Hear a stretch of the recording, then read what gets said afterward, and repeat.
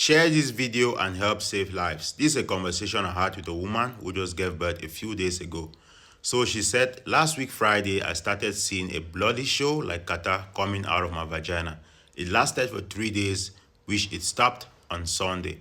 I went to the hospital and I complained. They said it was a sign that labor was coming, and they sent me back home.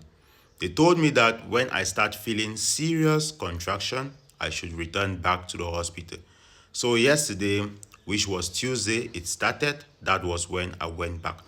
So this pregnant woman went to the hospital because she thought she was in labor. They simply told her to go back to the house and come back when she's feeling serious contractions. I don't know what they mean by serious contractions.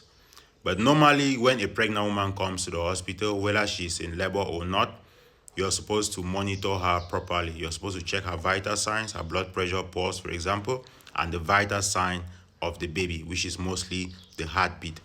And then you can check the nature of the cervix, check if she's dilated or not.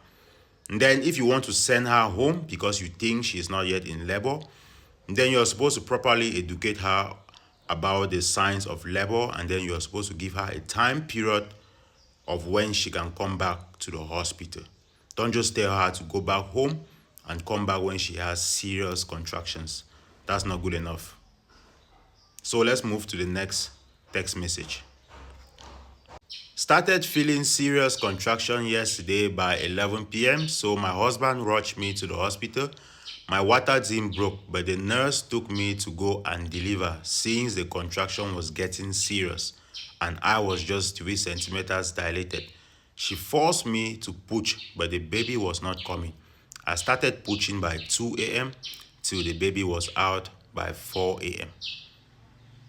How can a nurse working in the labor and delivery room tell a pregnant woman that she's 3 centimeters dilated and encourages her to start pushing? She started pushing from 2 a.m. to 4 a.m. That's when the baby finally came out at 3 centimeters dilated. Let's move to the next text.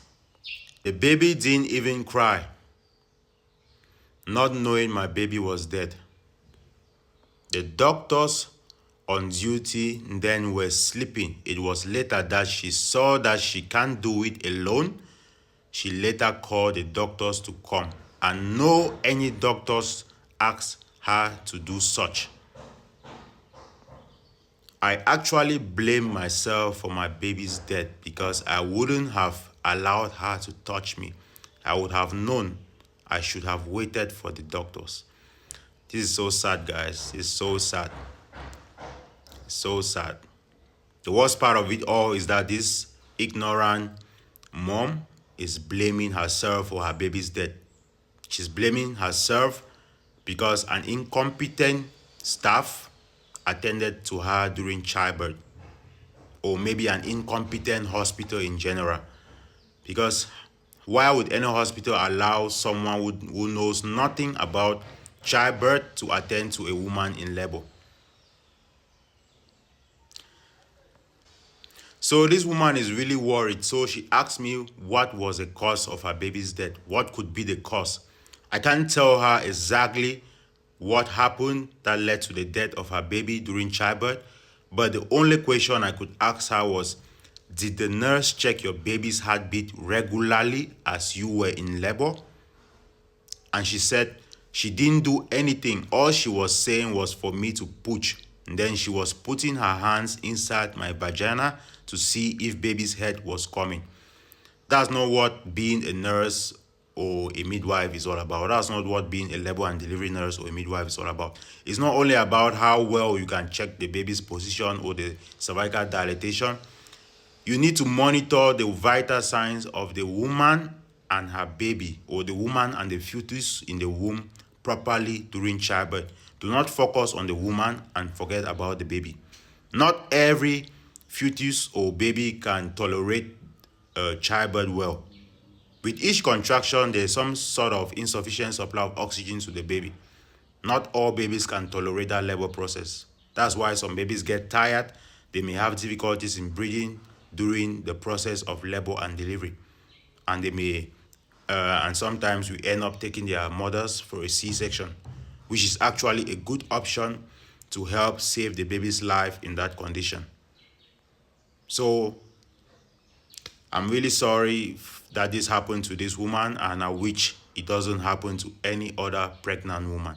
And my advice is, dear pregnant women, if you plan on giving birth in a particular hospital, make sure you do your research.